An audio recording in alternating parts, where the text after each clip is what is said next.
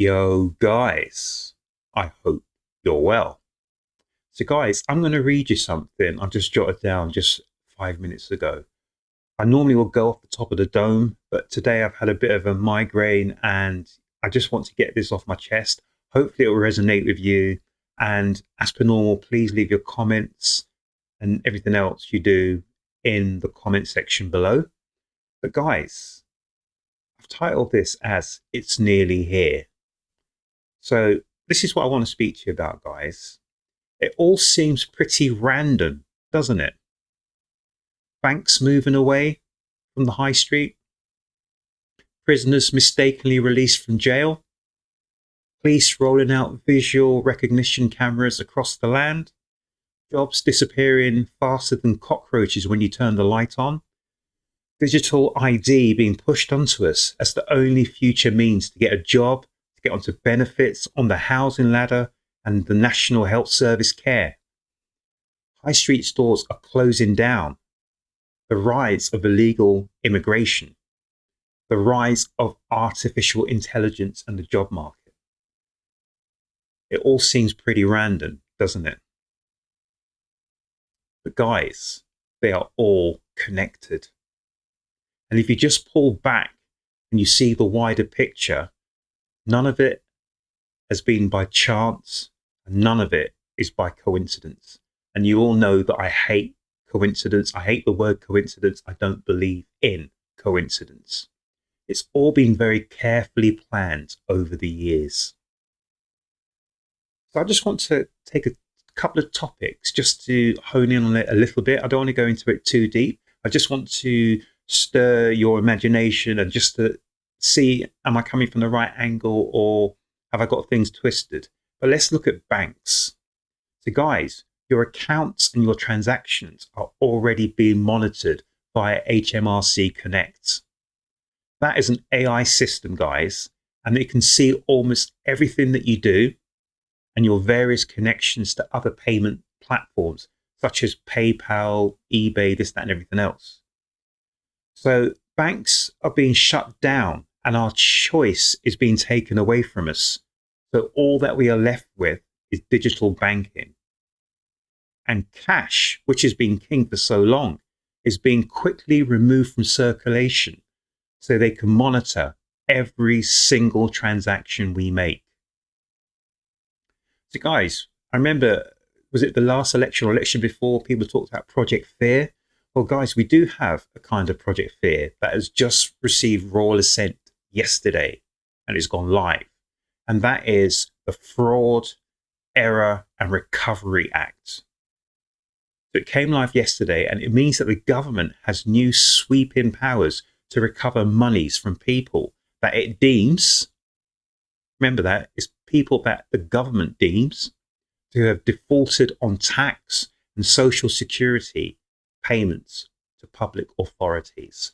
So that means that they can use various means to get the money back. By fair means or foul, they can go to whoever or gain access to whatever to get that money back. So I'm looking at the justice system, and we all know Plank, Whammy, Lemmy, or Lemmy Whammy, whatever his name is. Absolute disaster.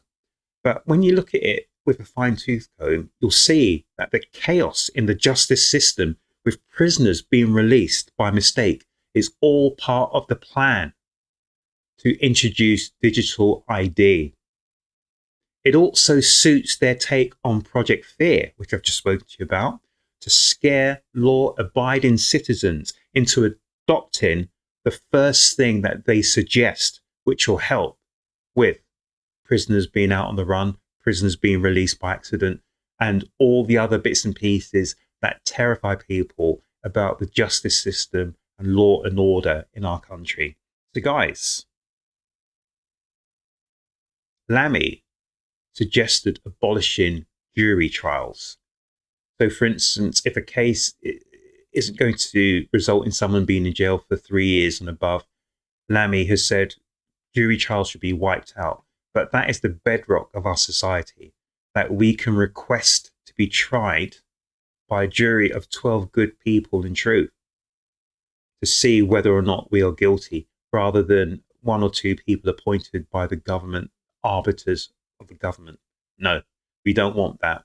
We want to make certain that the jury trials are maintained and they keep going on for the rest of our days. But the point about this, guys, and this is what I wrote down here, Lammy has talked about jury trials being raised to ease the burden on many outstanding cases.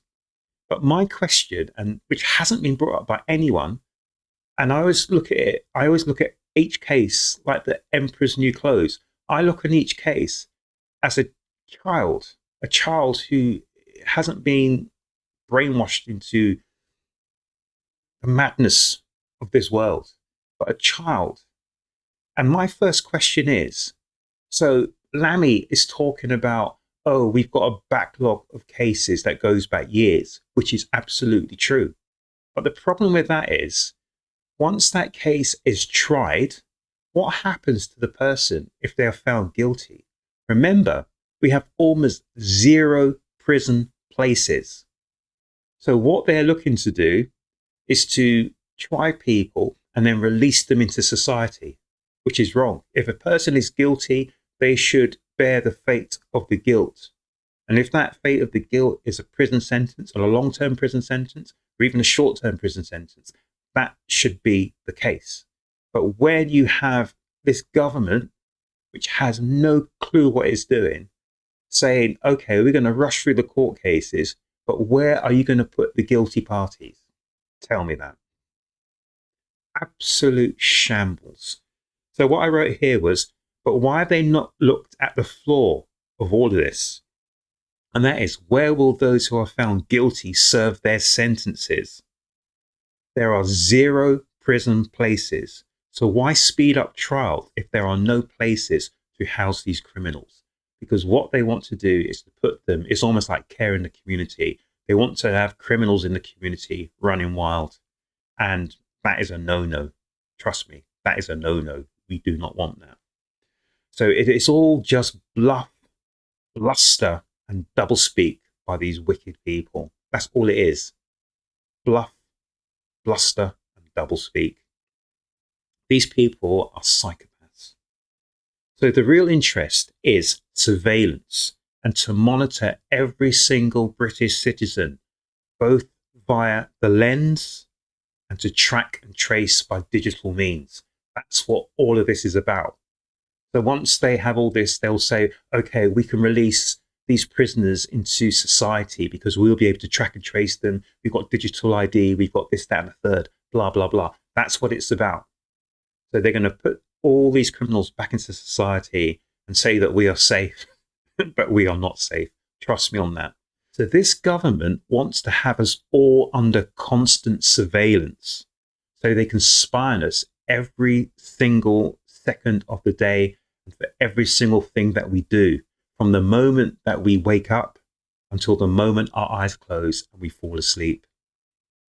However, that is not enough for them, as they are very keen to know what we are thinking when they cannot read our lips and their listening devices cannot hear our thoughts.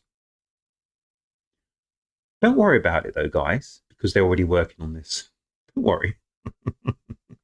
So guys, we are moving towards the dystopian world of Eric Blair.